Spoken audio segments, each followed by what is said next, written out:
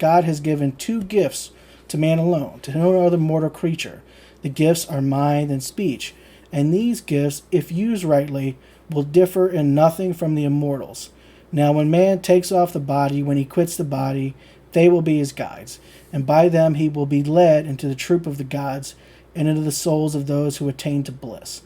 And when Neville's talking about here about the gift of mind and speech, that was also when the little audio clip I started at the beginning of the stream.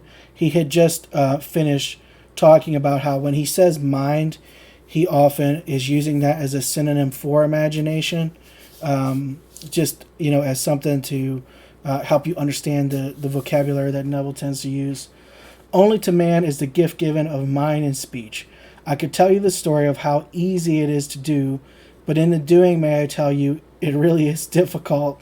You will think, why, certainly I can change my conversations and then remain faithful to the change. But we are such creatures of habit. And I have definitely noticed that.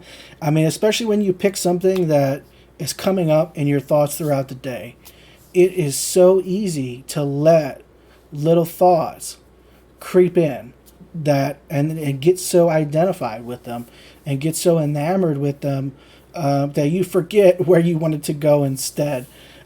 So the idea of mental diet is to be vigilant of that. So Shakespeare could say in The Merchant of Venice, where he put the words into the mouth of Portia, if to do were as easy as to know what were good to do, then chapels had been churches, and poor men's cottages princes' palaces. It is a good divine that follows his own instructions. I can easier teach 20 what were good to be done than to be one of the 20 to follow my own teaching. It's quite true. It's a lot easier for me to sit here reading this lecture out to you than it is for me to shift my own thoughts. Now, that said, there is a state where it's incredibly easy for me to do that, and I've felt over the past 2 years that it gets easier and easier. And the more you focus on the things you want and already having them, and the more you are consciously shifting your thoughts and rehearsing those and repeating those, it does get easier. They do start to take over, and you can feel like this tipping point happening in your mind. It's really cool.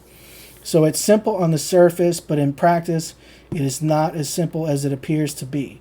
But if man could only take an inner conversation and control it, a conversation which implies the fulfillment of his dream, and remain faithful to that inner conversation, this inner dialogue, a controlled inner dialogue, possibly could be the most fruitful conversation in your life.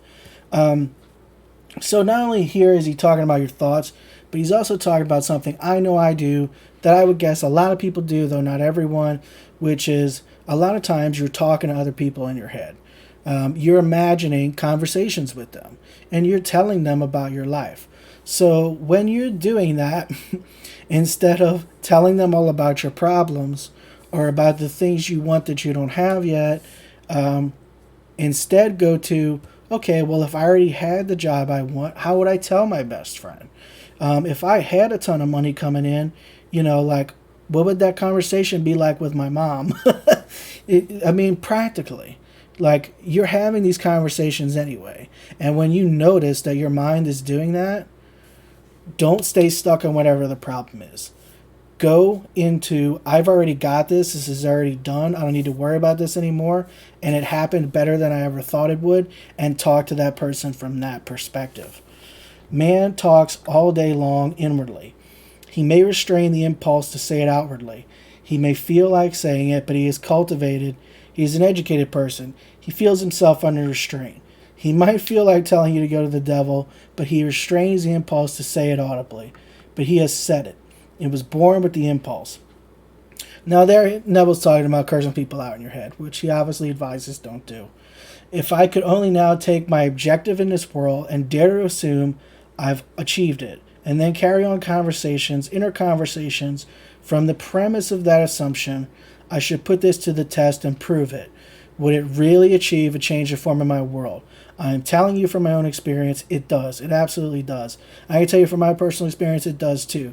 But sometimes you get so enamored with what is that even those conversations keep replicating in your head, and you don't always catch them.